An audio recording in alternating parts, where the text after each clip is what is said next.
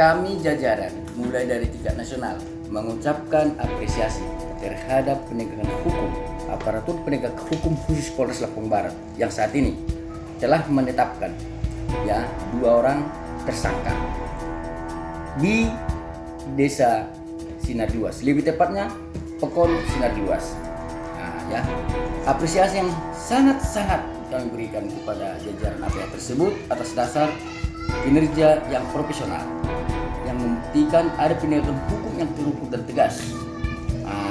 Hingga pelaku-pelaku tersebut saat ini telah ditahan di Polres Lampung Barat dan informasi terakhir sudah dilimpahkan ke Kejari Lampung Barat.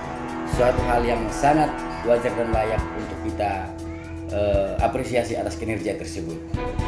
Seperti itu kalau khusus untuk Sinar Luas, khusus kinerja Nasdem di Lampung Barat. Kepada rekan-rekan semua dan kepada sahabat-sahabat saya semua, mari saling mendukung.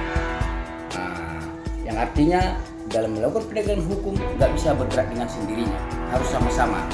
Mari kita sama-sama bergiat.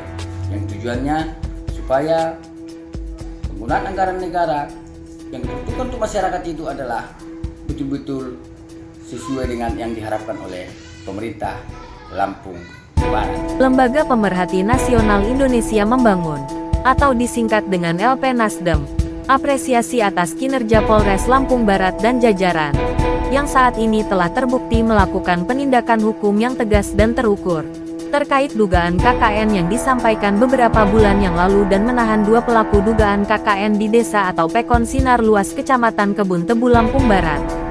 Semoga hal ini menjadi pembelajaran ke depan, demi mendukung pembangunan yang baik menjadi semakin baik di pemerintah daerah Kabupaten Lampung Barat, juga terhindar dari pelaku-pelaku yang tidak terpuji yaitu KKN. LP Nasdem selalu fokus dalam penelitian secara teratur, terperinci dan tersistematis dalam penggunaan anggaran negara yang bersumber dari APBN, APBD supaya tepat sasaran dan sesuai dengan peruntukannya.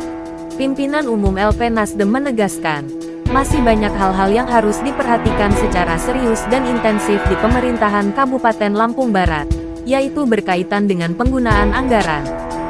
Seperti pertanyaan beberapa rekan-rekan kita di media, baik itu media online, cetak, perlu saya jelaskan, saya selaku pemilik owner Lembaga Pemerhati Nasional Indonesia Membangun selalu menegaskan, ingat, tidak ada ruang pelaku oknum korupsi khusus LP Nasdem, dan kepada jajaran selalu saya arahkan fokus penelitian secara teratur, terperinci, tersistematis dalam penggunaan keuangan negara yang bersumber anggaran dari APBD, APBN. Artinya yang maksud dan tujuannya adalah supaya tepat sasaran dan sesuai dengan peruntukannya. Masyarakat dapat merasakan sesuai yang diharapkan oleh pemerintah pusat, sesuai dengan instruksi Bapak Presiden RI dalam pembangunan nasional. Terima kasih. Kejaksaan Negeri Lampung Barat telah menerima penyerahan tersangka dan barang bukti tahap 2 terhadap perkara tindak pidana korupsi dari penyidik Satuan Reserse dan Kriminal Polres Lampung Barat dengan terdakwa Indra Jaya bin Haji Hamdi selaku mantan Peratin Pekon Sinar Luas Kecamatan Kebun Tebu. Selain Indra Jaya, mantan juru tulis atau sekretaris Desa Ahmad Grindam Sabin Ithan Effendi juga menjadi terdakwa dan turut diserahkan penyidik dalam dugaan korupsi dana Desa Pekon Sinar Luas Kecamatan Kebun Tebu yang merugikan negara sebesar Rp289.817.900 tersebut. Kasih Inteli Kejari Lampung Barat Ferdi Andrian SHMH, mewakili Kepala Kejari M. Zainur Rohman SHMH, mengungkapkan, uraian singkat perkara dan pasal yang dilanggar bermula dalam kurun waktu tahun 2021 sampai dengan tahun 2022. Telah terjadi tindak pidana korupsi bertempat di Pekon Sinar Luas, Kecamatan Kebun Tebu yang dilakukan oleh kedua terdakwa yang pada saat itu menjabat sebagai Peratin dan Sekdes.